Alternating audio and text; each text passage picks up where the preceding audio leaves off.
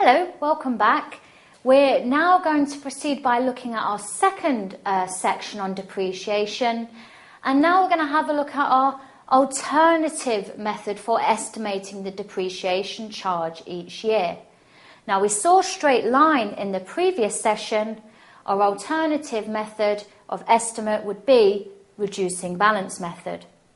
Now, reducing balance method, as the name suggests, shows that we have a higher charge for depreciation in the initial first few years of ownership of that asset, but then the depreciation charge will get lower and lower as time passes over the life of the asset. Now, with straight line, remember that was the same charge each year for assets that depreciate evenly throughout their lives. With reducing balance method, this method is generally used for assets that lose a lot more of their value in the first few years of ownership than in the latter years. So, for example, a good example of that would be for motor vehicles. I just recently traded in an old style Ford Fiesta. It was a lovely purple one, and I traded it in and got a new Mini, which I'm still very excited about, even though this was a couple of months ago. Anyway, I got this new Mini, got it brand spanking new, new registration, got it all kitted out. I was very excited because with my Ford Fiesta, it was just a tape player, whereas this one has CD and MP3, so, I was obviously quite happy about that. And as soon as I, paid for the new car, I drove it off the forecourt, and as soon as I drove it off the forecourt, it must have lost a fair amount of money already just by virtue of me putting mileage on the car. Now, I had my Ford Fiesta for several years, and it was about 13 or 14 years old when I eventually traded it in not so long ago. Now, when I bought my Ford Fiesta, it was a relatively cheap amount because it was about 7 or 8 years old.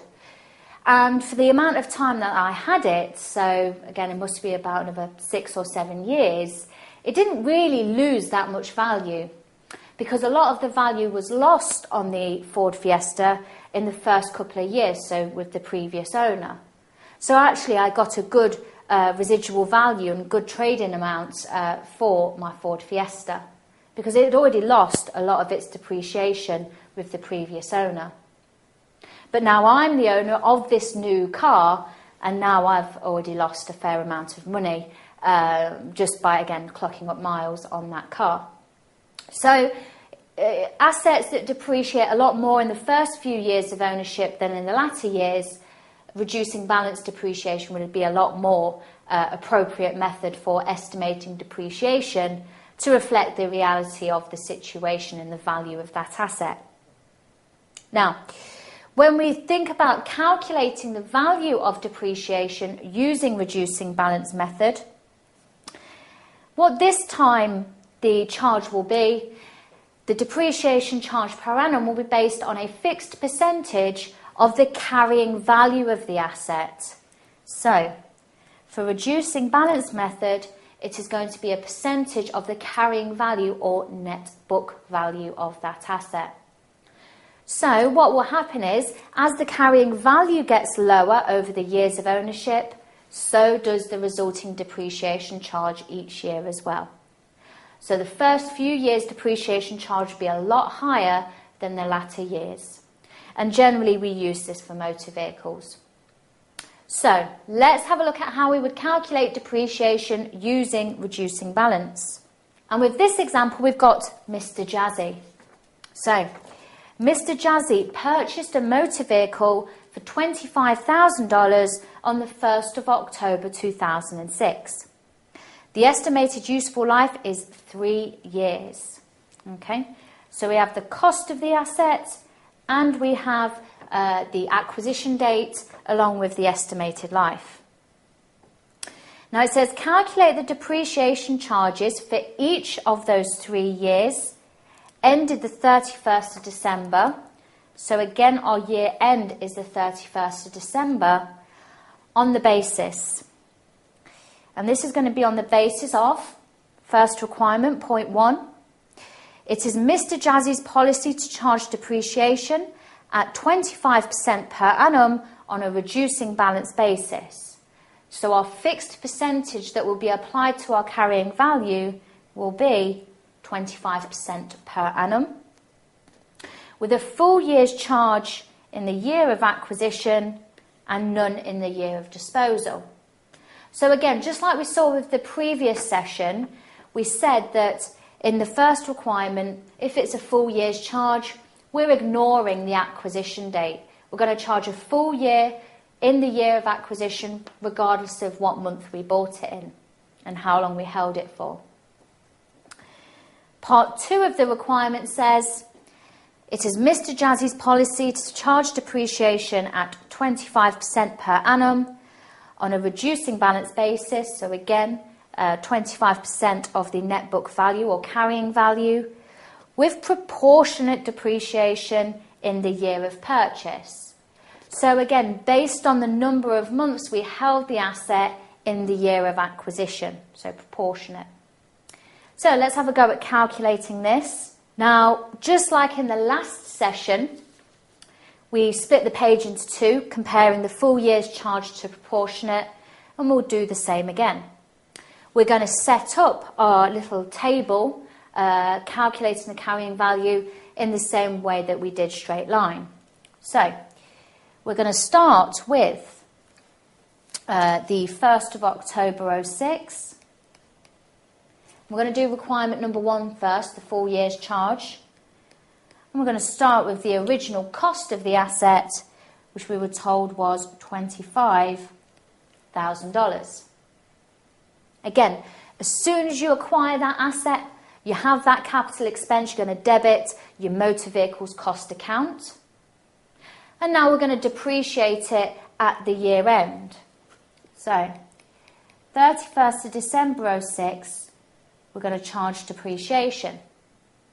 And the depreciation charge was 25% of the carrying value at that date.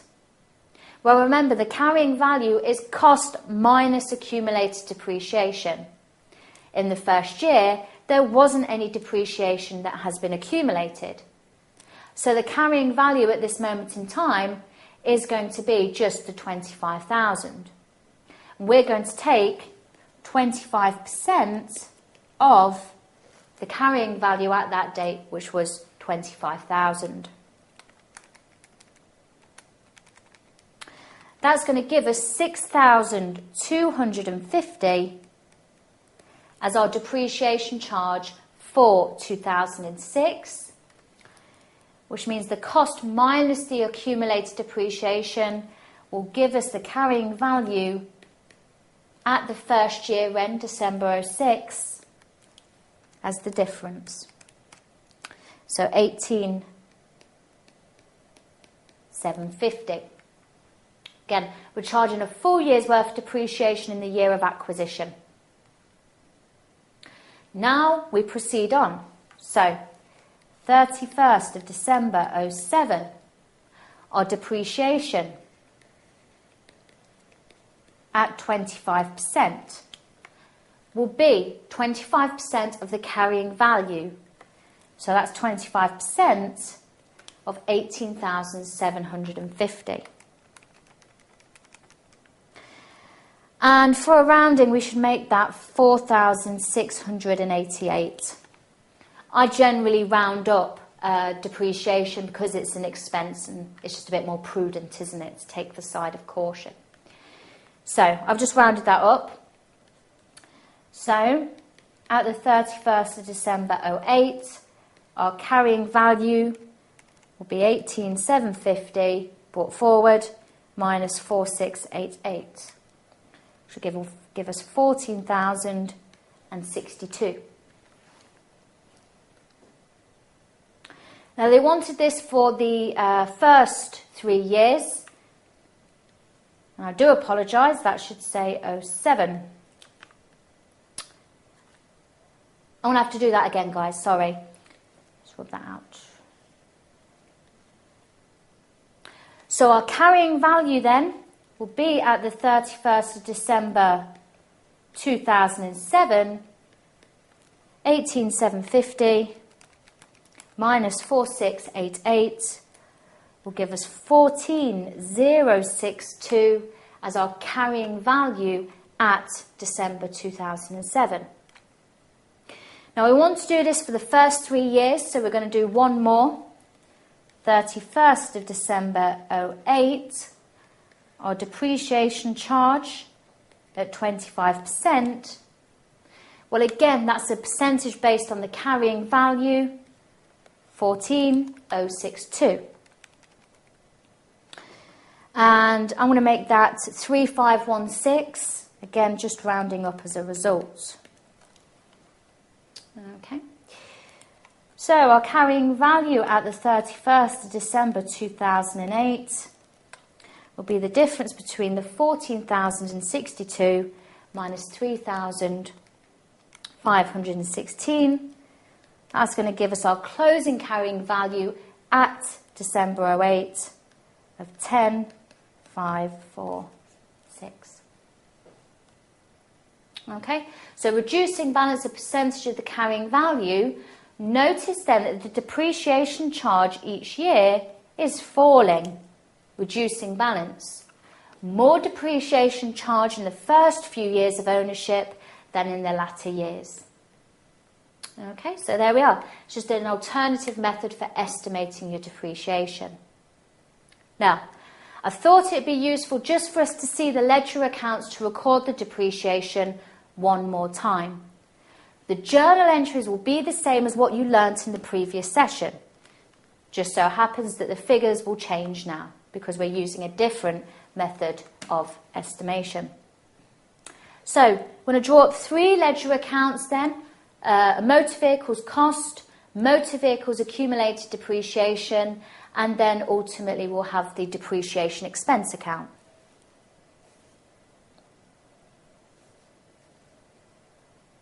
So, first T account then, debit on the left, credit on the right, motor vehicles cost. And what we're going to do first is we're going to post the debit and increase to the asset of $25,000. And again, the credit would obviously go to bank, but we're not interested in that. But in a full double entry system, obviously, we'd post that as well. 1st of October 06. Opposite entry, we'll assume will be bank, 25,000. And that's it. That cost will stay there. So, on the 31st of December 06, the balance carried forward, because remember this is an asset, and it carries forward and brings forward year on year, 25,000.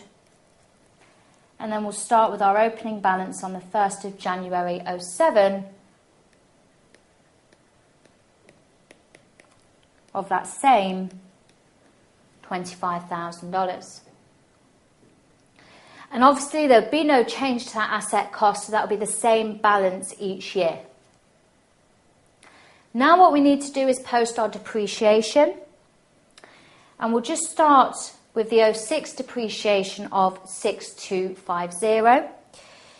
Double entry is to debit depreciation expense and increase your expense up, and credit accumulated depreciation to reduce the asset carrying value down.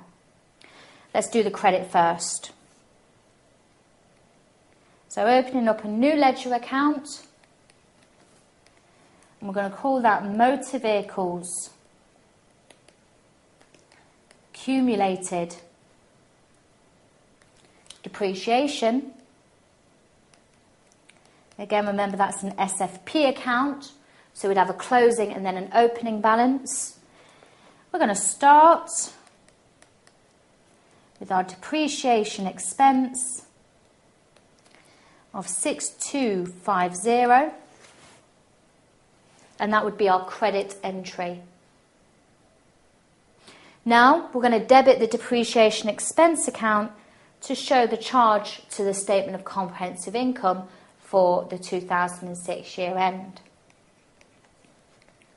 So depreciation expense. Remember, that's a statement of comprehensive income account. And if it's a statement of comprehensive income account, it's an income or an expense account. In this case, an expense. And with those types of account, remember, you write them off each year. You clean them out. So you're starting afresh each year.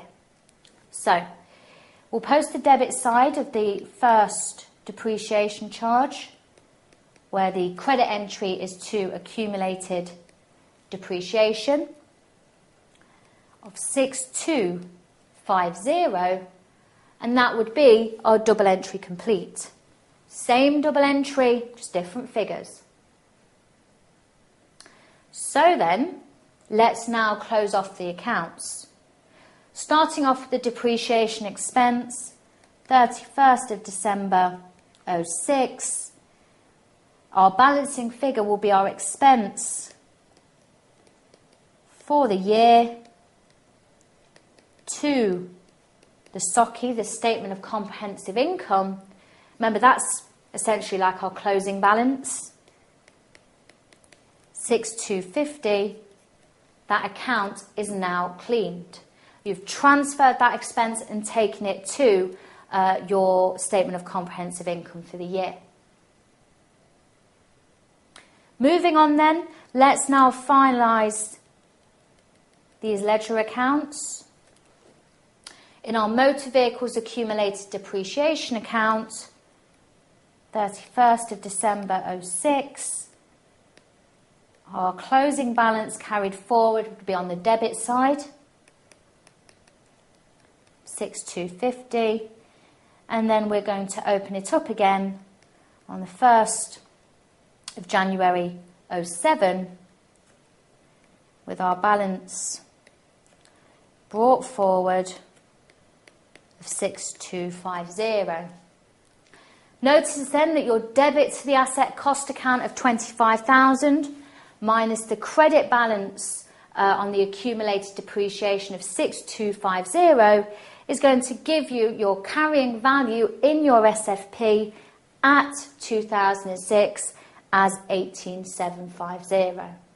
And that would ultimately appear in your statement of financial position along with an expense that's gone to the statement of comprehensive income for depreciation as well. And by all means, you can finish off this example in your own time by posting the remaining two depreciation charges for 2007, the 4688, and for 2008, the 3516. So that's the full year's charge done, part one of the requirement. Part two, we're going to have a look at the proportionate method. So this is where we are thinking about how long we've kept the asset in its first year of acquisition. We're going to pro-rata the annual depreciation charge for the number of months we've held the asset. So, on the 1st of October 06, obviously we acquired that motor vehicle for a cost of $25,000. We're going to depreciate that asset, 31st of December 06. And when we think about the depreciation using the proportionate method, we want the amount of depreciation for the number of months of ownership. So, we've held the asset for all of October, all of November, and all of December, up until the year end. 3 months. As a result, then, we're going to take 25% of the carrying value, which we said would be $25,000 initially, and then we're going to pro-rata that by 3 out of the 12 months. So that's going to give you 3 months' worth of the annual depreciation charge. So for a rounding, then I'll make that 1563 as our depreciation charge. 3 months' worth based on how long we've held that asset for. So, 31st of December 06, the carrying value in the first year will be higher than in a full year's charge method. 23 23,437 is the carrying value at that year end. We know then that we've held the asset for all of 2007 and all of 2008, so we've just got to calculate 25% of the carrying value for a full year. So 31st of December 07, our depreciation charge will be at 25%. The carrying value at that date, 23,437. So 5859, so $5,859 would be your depreciation charge for 07. Which means then that the carrying value at December 07, $17,578.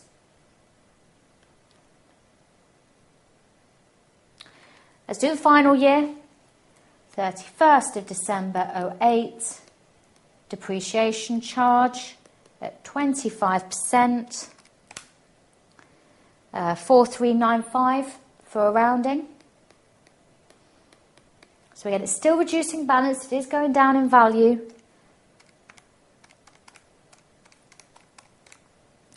$13,183 would be our carrying value at the 31st December 2008. And there you have it. That's reducing balance method, either calculating a full year's charge in the year of acquisition, or, as we've just done here, proportionate depreciation. Remember, the ledger accounts and the postings, the double entries will be the same. It's just the figures that change, the way you estimate depreciation. So that's depreciation complete. We'll then move on to our next session in our next video. Thank you.